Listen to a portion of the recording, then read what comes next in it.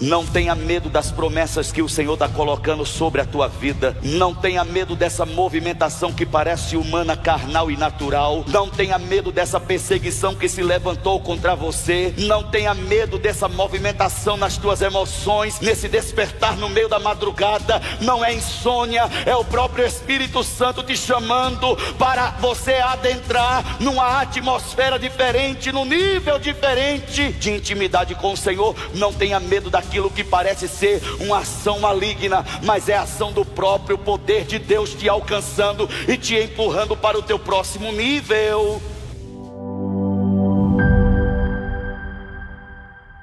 O nosso texto dessa noite está no 2º capítulo do Evangelho de Lucas, a partir do 1º verso, que diz: naqueles dias, César Augusto publicou um decreto ordenando o recenseamento de todo o Império Romano. Esse primeiro recenseamento foi realizado quando Quirino era governador da Síria. Todos iam para a sua cidade natal, a fim de alistar-se. Assim, José, que pertencia à casa e à linhagem de Davi, subiu de Nazaré, cidade da Galileia, e foi até a Judeia. Ele foi a Belém, cidade de Davi, a fim de alistar-se com Maria, que lhe estava prometida em casamento e esperava um filho. Enquanto estavam lá, chegou o tempo. E eu quero que você levante a sua mão direita para o alto e que você desperte fé no seu espírito nesse momento, e que você ative a sua mente e puxe fôlego no seu pulmão, porque essa palavra diz respeito a você de forma profética. Diga comigo: chegou o tempo. Não, diga mais uma vez, diga: chegou o tempo. Diga mais uma vez, diga: chegou o tempo. Eu quero declarar que esse é o seu tempo, e que o tempo de cumprimento de promessas é chegado na tua vida, em nome de Jesus.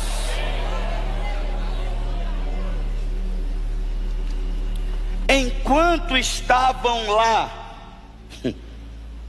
onde eles estavam? Eles moravam em Nazaré. Nós conhecemos a história. Um anjo Gabriel aparece a uma moça no final da sua adolescência, no começo da sua juventude, dizendo a respeito dela: você é bem-aventurada, você é altamente favorecida, você é bendita do Senhor. Ele procurou alguém sobre a face da terra, Maria, e ele encontrou você. Os olhos dele pararam em você.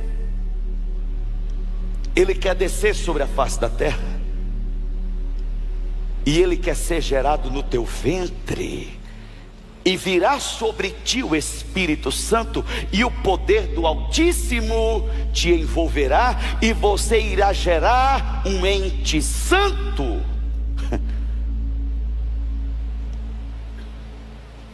Mas a primeira coisa que o anjo fala para Maria é: não tenha medo,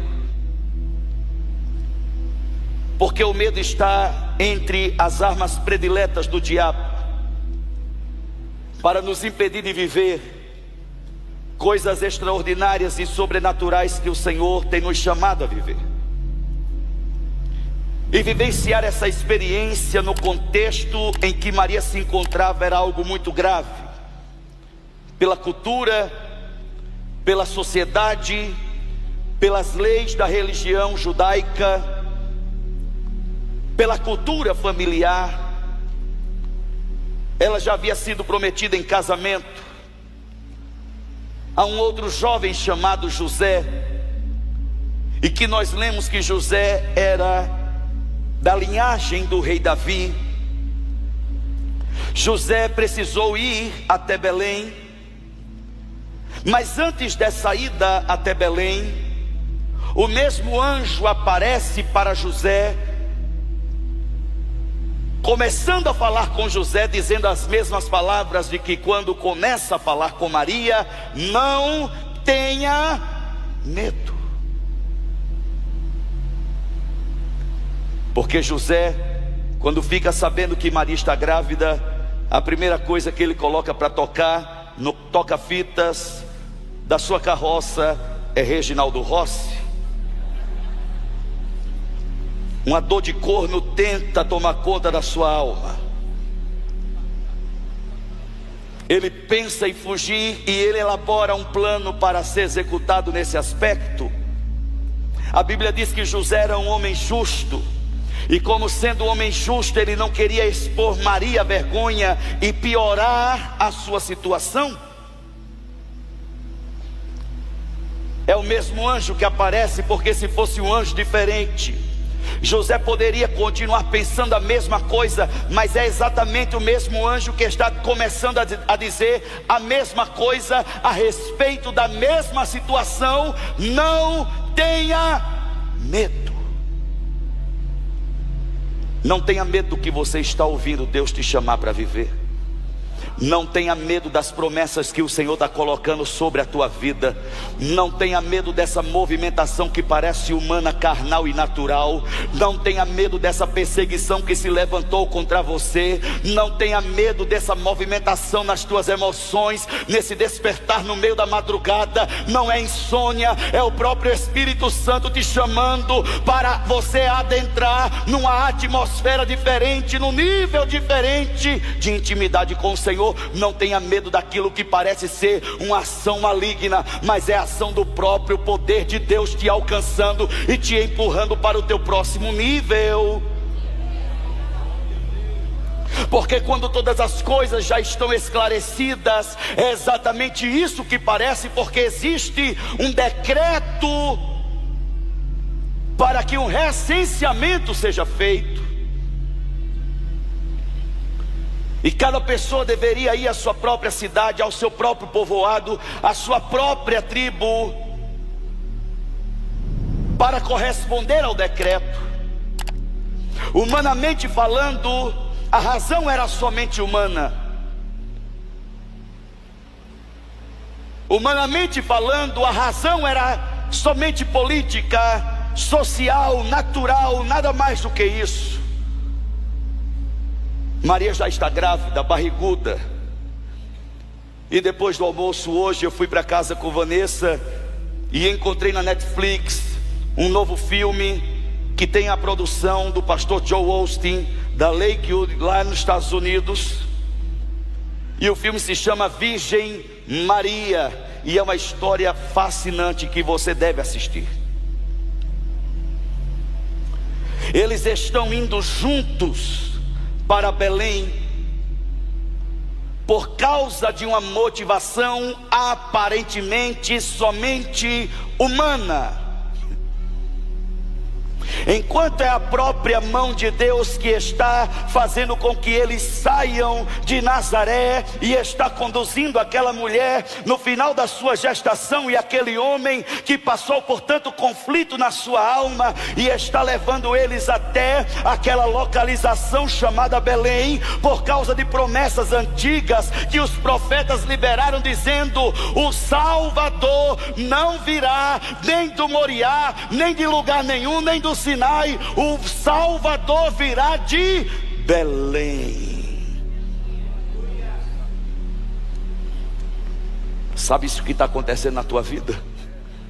Não diz respeito ao que a tua mente está te enganando, mas diz respeito a promessas que até você já se esqueceu, mas que Deus, que colocou promessas sobre a tua vida, não se esqueceu, e a mão dele está te conduzindo por caminhos que parecem motivações somente humanas, para que a palavra dele seja cumprida na tua vida. Se você tem promessa de Deus, você não pode desanimar. Se você tem promessa de Deus, você não pode se esquecer. Se você não tem promessa de Deus, ainda que elas ainda não tenham sido cumpridas, você precisa chegar na casa dele e dizer: Senhor, eu te louvo pelas tuas promessas. E não louvo as tuas promessas não, mas eu louvo o teu nome, porque eu sei que tu és fiel para cumprir cada uma dessas promessas. Tem coisas na nossa vida que acontecem que não diz respeito a mim, diz respeito ao que Deus falou sobre mim. E eu estou tomando coisa divina como coisa pessoal, achando que é porque não gostam de mim, achando que é porque são contra mim, achando porque ninguém me valoriza, ninguém me reconhece. E é a mão de Deus que está te empurrando para a geografia do cumprimento da promessa. O Senhor está te localizando e te estabelecendo no local exato. Toda a promessa que vocês receberam nesse acampamento, nesses dias, eu quero que vocês estejam conscientes e preparados que chegará o tempo que o próprio Espírito de Deus os empurrará para a geografia do cumprimento dessa promessa, porque promessa tem geografia, propósito tem geografia. Não acontece em qualquer lugar, mas acontece onde Deus disse que iria acontecer. Se a profecia, vamos, louve o nome dele nessa noite. Se a profecia disse que era em Belém, não podia ser em Nazaré, não podia ser em outro monte, não podia ser em Jericó, tinha que ser onde Deus disse que seria. Ninguém vai entender, vão achar desnecessário. E existem pessoas que estão aqui, que vão vir falar comigo e vão dizer: bispo, eu estou mudando de país. Bispo, eu estou mudando de estado. Bispo, eu estou mudando de cidade, porque eu fui chamado, porque eu fui chamada, porque me fizeram a proposta, porque falaram no meu nome, porque me chamaram para um projeto. E isso não diz respeito somente ao teu talento, mas isso diz respeito à promessa que Deus fez para você. E eu quero que você ouça algo. Tudo o que os seus ouvidos ouviram Deus dizer ao teu respeito, os teus olhos vão enxergar Deus fazer na tua vida. Levante sua mão direita para o alto e diga: tudo. Não diga mais só, diga: tudo o que os meus ouvidos ouviram o Senhor falar ao meu respeito, os meus olhos verão Deus fazer infinitamente mais do que tudo o que eu já pedi e pude pensar. Quantos tomam posse dessa palavra, diga glória a Deus.